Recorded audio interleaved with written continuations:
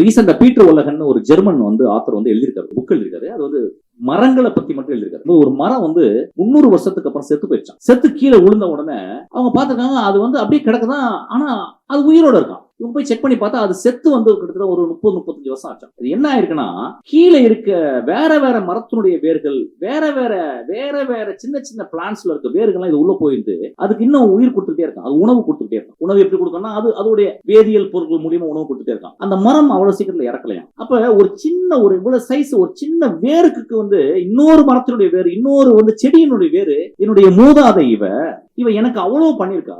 இந்த காட்டுல அவ்வளவு குருவிகளுக்கு வீடு கட்ட கொடுத்திருக்கா. இந்த காட்டுல உள்ள லட்சக்கணக்கான எறும்புகளுக்கு அவ உறைவிடம் கொடுத்திருக்கா. இந்த காட்டுல இருக்க எல்லா கார்பன் டை ஆக்சைடையும் உள்ள வாங்கிக்கிட்டு ஆக்சிஜனை கன்வெர்ட் பண்ணிருக்கா.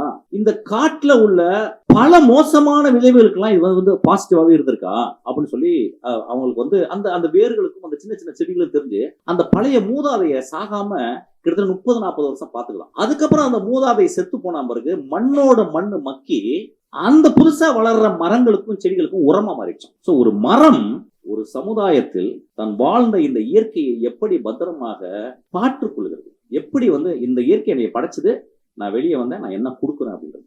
சோ ஒரு மரத்தை விட எனக்கு ஒரு பெரிய டீச்சர் யாருமே இல்லை. நீங்களும் நாளைக்கு ஒரு மரமா இருக்கணும்னு நான் ஆசைப்படுறேன்.